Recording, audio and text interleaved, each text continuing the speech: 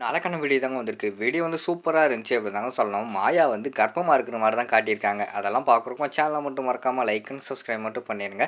First எடுத்த உடனேயுமே வந்து நம்ம தனம், மாயா 2 பேருமே பேசிக்கிட்டு இருக்கிற மாரி தான் காட்டிக்கிட்டு இருக்காங்க. அப்போ வந்து தனம் வந்து சொல்லிக்கிட்டு இருக்காங்க, "எப்படியோ வந்து எனக்கு கிரவுண்ட் கிடைச்சாச்சு. இனிமே வந்து என்னோட ஃபுல் ஃபோக்கஸ் வந்து நான் வந்து விளையாட்டில தான் செலுத்தப் போறேன்." அப்படிங்கிற மாரி சொல்லிக்கிட்டு இருக்காங்க. "ஆமா, அதத்தான் நீ செஞ்சாகணும். ஏன்னா வந்து பெரியப்பா உனக்காக எவ்வளோ கஷ்டப்பட்டுருக்காரு. நீ நல்ல நிலைமைக்கு வருவேன்னு சொல்லிட்டு அவரு வந்து உன் மேல நம்பிக்கை வச்சதுனால தான் இப்படியெல்லாம் நைட்டு பகல்னு பார்க்காம உனக்காக கிரவுண்ட் ரெடி பண்ணியிருக்காரு. அது மட்டும் இல்லாம நீ வந்து கதிர் கூட சேர்ந்து வாழணும்னா நீ விளையாண்டு ஜெயிச்சு தான் ஆகணும்." அப்படிங்கிற மாரி சொல்லிக்கிட்டு இருக்காங்க.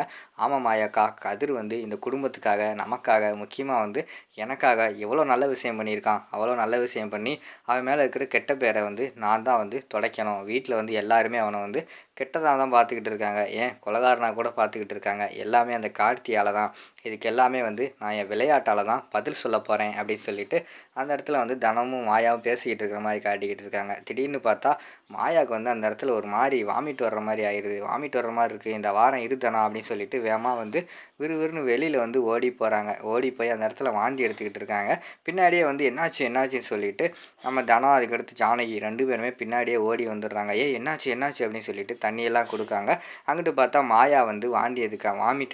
வாமிட் எடுத்துட்டு அந்த இடத்துல தண்ணி குடிச்சிட்டு வீட்டுக்குள்ளே வந்து சோஃபாவில் வந்து உட்கார வச்சுருக்காங்க. "என்னாச்சு? எதுக்கு வந்து திடீர்னு வாமிட் எடுத்த? எதுவும் உடம்பு பிரச்சனையா? வா டாக்டர்கிட்ட போய் செக் பண்ணுவோம்." அப்படின்னு சொல்லிட்டு ஜானகி வந்து கேட்குறாங்க. "இல்லை பெரியம்மா, இருக்கட்டும், அதெல்லாம் வேண்டாம்." அப்படிங்கிற மாதிரி சொன்னோடனே தனம் வந்து சொல்கிறாங்க, "என்ன மாயக்கா, உடம்பு வந்து நம்ம தான் பார்த்துக்கணும். உடம்பு நல்லா இருந்தால் தான் நம்ம நல்லா இருக்க முடியும். ஃபஸ்ட்டு வந்து வாங்க, சம்மந்தம் இல்லாமல் உனக்கு வாமிட் வருதுன்னா அதை வந்து நம்ம போய் செக் பண்ணி தான் ஆகணும். டாக்டர்கிட்ட போய் என்னன்னு கேட்டுருவோம்." அப்படிங்கிற மாதிரி சொல்லிட்டு அவங்க வந்து சொல்லிக்கிட்டு இருக்காங்க. "ஏய் தனம், அதெல்லாம் உனக்கு தெரியாது. இது ஒரு வேறு விஷயம். நீ கொஞ்சம் அமைதியா இரு." அப்படிங்கிற மாரி சொல்றாங்க. "என்னது வேற விஷயமா? எதுவா இருந்தாலும் டாக்டர்ட்ட போய் பார்த்துக்குருவோம். எந்திரி." அப்படிங்கிற மாரி சொல்லிட்டு தனம் வந்து விடாப்பிடியா கேட்டுக்கிட்டு இருக்காங்க. "ஏய் தனம், விஷயம் புரியாம பேசாத. இது வந்து உடம்பு சரியில்லாம வர்ற வாமிட் கிடையாது. நான் வந்து கர்ப்பமா இருக்கேன். அதனால வர்ற வாமிட்டு. ஏன்னா மாசமா இருக்கிற நேரத்தில எல்லாருக்கும் இந்த வாமிட் வரத்தானே செய்யும். என்ன பெரியம்மா சொல்றீங்க?" அப்படிங்கிற மாரி கேட்டவுடனே அங்கிட்டு ஜானகிக்கு வந்து பயங்கரமான சந்தோஷமாயிருது. "என்ன மாயா சொல்ற? உண்மையாவா? நீ மாசமா இருக்கியா?" அப்படிங்கிற மாரி சொன்னோனே, அங்க பார்த்தா பத்மா, பார்வதி ஃபேமிலி எல்லாருமே கூடிடுறாங்க. "ஆமா, நான் மாசமா இருக்கேன். அதனால தான் இந்த வாமிட் வந்திருக்கு." அப்படிங்கிற மாரி சொன்னோனே, பத்மாவுக்கு வந்து பயங்கரமான ஷாக் ஆயிருது. "ஏய் என்ன பேசிக்கிட்டு இருக்க? என் பையன்லாம் அப்படி பண்ண மாட்டான்." அப்படிங்கிற மாதிரி சொல்லிக்கிட்டு இருக்காங்க. "யாரு? உங்கள் பையனா? இந்த கர்ப்பத்துக்கு காரணமே உங்கள் பையன் தான். உங்கள் பையன் அப்படி செய்ய மாட்டான்னு சொல்லிக்கிட்டு இருக்கீங்களா? இன்னும் வந்து சீனுவை நம்பிக்கிட்டே இருக்கீங்களே அத்தை." அப்படிங்கிற மாதிரி சொல்லிட்டு மாயா வந்து கிண்டல் பண்ணுறாங்க. "ஏய் எவ்வளோ தைரியம் இருந்தா என் பையனை கிண்டல் பண்ணுவேன்? அவனை பற்றி எனக்கு நல்லாவே தெரியும்." அப்படிங்கிற மாதிரி சொல்கிறாங்க. "என்ன தெரியும்? அவன்கிட்ட நான் தான் சொன்னேன், ஒரு கொஞ்ச நாள் போகட்டும், 1 வருஷம் 2 வருஷம் போகட்டும், அதுக்கடுத்து எதுனாலும் பார்த்துக்குருவோம், குழந்தைய பற்றி யோசிப்போம் அப்படின்னு சொன்னேன். ஆனால் அவன் தான் வந்து ரொம்ப மோசம். அதுக்குள்ளே அவசரப்பட்டு இப்படியெல்லாம் பண்ணிட்டான்." அப்படிங்கிற மாதிரி சொல்லிட்டு மாயா வந்து சொல்லிக்கிட்டு இருக்காங்க. "ஏய் நீ சொல்கிறதெல்லாம் உண்மையா?" அப்படின்னு சொல்லிட்டு அந்த இடத்துல இருந்து பத்மா வந்து கேட்குறாங்க. "ஏன் அத்தை இன்னுமா நம்பாமல் இருக்கீங்க? நான் வந்து உங்கள் வாரிசை வயித்துல சுமந்துக்கிட்டு இருக்கேன். இப்போ வாந்தி கூட எடுத்தனே, நம்பலையா நீங்கள்? மாசமாக இருக்கிற காலத்தில் தான் வாமிட்டெல்லாம் வரும்னு சொல்லுவாங்க. பிள்ளைய பெத்த உங்களுக்கு தெரியாதா?" அப்படின்னு சொல்லிட்டு மாயா வந்து சொல்லிக்கிட்டு இருக்காங்க. "ஏய் நீ என்ன சொன்னாலும் நான் நம்ப மாட்டேன்." அப்படின்னு சொல்லிட்டு பத்மா வந்து சொல்லிக்கிட்டு இருக்காங்க.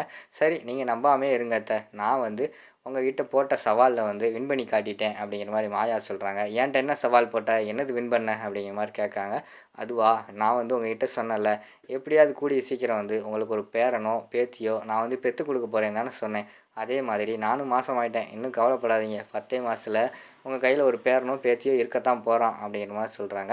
"ஏம்மா, உங்களுக்கு என்ன குழந்தை வேணும்? பேரன் வேணுமா பேத்தி வேணுமா?" அப்படின்னு சொல்லிட்டு மாயா கேட்டோன்னே, "ஏய் ஒரு வர்ற கோவத்துக்கு பாரு உன்னைய." அப்படின்னு சொல்லிட்டு அந்த இடத்துல வந்து பத்மா, பார்வதி 2 பேருமே கோவப்பட்டு போகிற மாதிரி தான் காட்டிக்கிட்டு இருக்காங்க. அங்கே கொஞ்ச நேரம் கழித்து பார்த்தா சீனு வந்து வீட்டுக்குள்ளே வராரு.